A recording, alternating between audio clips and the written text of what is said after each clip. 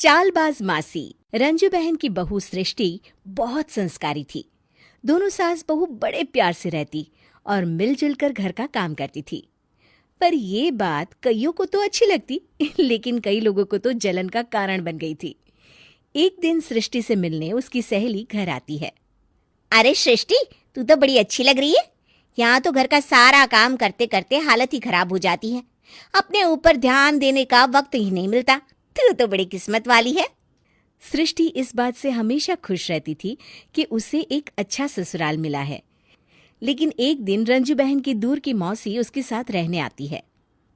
अरे तू क्यों सारा दिन घर का काम करती है? बहू को बोला कर घर का काम किया करे। अरे है तो वो भी बेटी की तरह ही ना, और मिलजुल कर काम जल्दी हो जाता है। तू तो बड़ी सीधी है। देख कैसे मटक मटक के सारे घर में घूमती है तेरी बहू। मेरी बहू होती तो इस वक्त मेरा पैर दबाती। क्या ये तेरे पैर दबाती है? पैर तो कभी नहीं दबाए इसने मेरे। ये सुनकर रंजना मौसी समझ जाती है कि उसने अपना काम कर दिया। अब जल्दी सास बहू में जंग होगी। मौसी मुस्कुराती हुई वहां से निकल जाती है। एक दिन रंजना मौसी सृष्टि से कहती है, तुम्हारे कान के झुमके तो बड़े सुंदर लग रहे हैं। जरूर तुम्हारी सास ने दिए होंगे। नहीं नहीं मौसी, मेरी माँ ने दिए हैं। अच्छा, फिर तेरी सास मुझे क्यों कह रही थी कि ये झुमके उसने तुम्हें दिए हैं? उसे झूठ नहीं बोलना चाहिए था। वैसे तुम्हारी सास ये भी कह रही थी कि तुम्हें खाना बनाना नहीं आता, तभी उस बेचारी को सारा दिन तुम्हारे साथ काम करने के लिए किचन में लगना पड़ता है। ऐसी तो कोई बात नहीं है। मुझे खाना बनाना नहीं आता। अरे मैंने तो खुद उन्हें खाना बनाना सिखाया है मौसी। रंजना मौसी वहां से चली जाती हैं। किचन में सृष्टि खाना बना रही होती है कि तभी उसकी सास वहां आ जाती है और वो कहती है, आज मेरे पैर में बहुत दर्द है, खाना तू ही बना ले। और वैसे भी मैंने सुना है कि मुझे खाना बनाना तो तूने सिखाया है। हाँ माँ जी, सुना तो आपने सही है। वैसे मैंने भी बहुत कुछ सुना है, लेकिन क्या बोलूं। दोनों सास बहू को झगड़ते देख बाहर खड़ी रंजना मौसी मुस्कुराने लगती है। बड़ी आई थी प्यार से रहने वाली।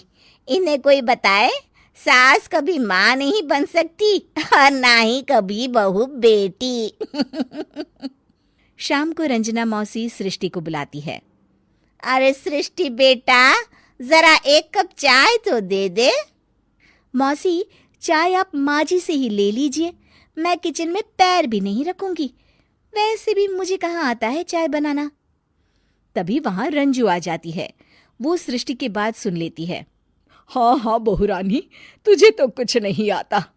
रंजना, तो तू एक काम कर, तू ही चाय बना ले। और हाँ, सृष्टि को भी चाय दे देना। इसे क्या लगता है ये चाय नहीं बनाएगी तो क्या हम चाय नहीं पिएंगे? अरे हम पिएंगे भी और पिलाएंगे भी। रंजना मौसी थक कर उठती है। ठीक है रे रंजू दीदी, आप जैसा बोले। रंजना चाय बनाकर लाती है और सोफे पर बैठी सृष्टि और रंजू को चाय देती है। अच्छा, मैं थोड़ा मंदिर तक जा रही हूँ, रात में देर हो जाएगी आने में। रंजना देर रात घर आती है तो सृष्टि को आवाज लगाती है। अरे बहू रानी, कुछ खाने को तो दे दे, बहुत जोर से भूख लगी है। मैंने कोई खाना वाना नहीं बनाया मौसी। वैसे भी आपकी बहन तो कहती है ना कि मुझे खाना बनाना आता ही नहीं। हे भगवान, अब यह फिर से ना शुरू हो जाए। तभी वहां रंजू आ जाती है। रंजू, आज खाना तुम ही बना लो, और हाँ, थोड़ा खाना सृष्टि को भी दे देना, ताकि इसे भी पता चले कि हमारे यहाँ खाने का स्वाद क्या होता है। रंजना बेचारी किचन में जाकर पूरे घर का खाना बनाती है। जब वो खाना बनाकर बाहर निकलती है तो सास बहू टेबल पर बैठकर उसका इंतजार कर रही होती हैं। लाओ लाओ रंजू, जल्दी खाना लाओ, बहुत जोर की भूख लगी है।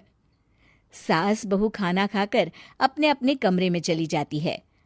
अगले दिन सुबह रंजू रंजना के कमरे में जाती है। अरे रंजू, अभी तक सो रही हो? जरा नाश्ता तो बना दो। तुम्हें तो पता है ना कि बहू आजकल किचन में पाँव भी नहीं रखती। पता नहीं किसने उसके कान भरे हैं। चलो अब उठो और नाश्ता बनाओ। और हाँ, सृष्टि को भी दे देना खाने के लिए।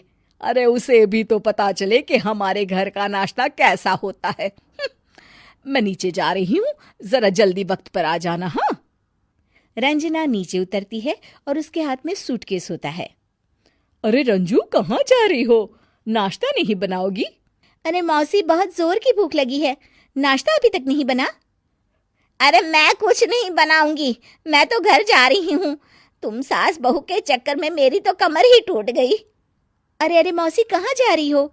तुम चली जाओगी तो हम सास बहू को खाना कौन खिलाएगा? रंजना मौसी भागते हुए कहती है।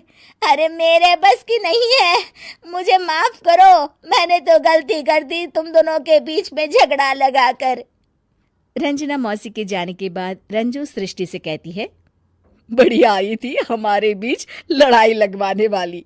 अरे कौन कहता है कि सास माँ और बहू बेटी नहीं बन सकती? सही कह रही है माँ।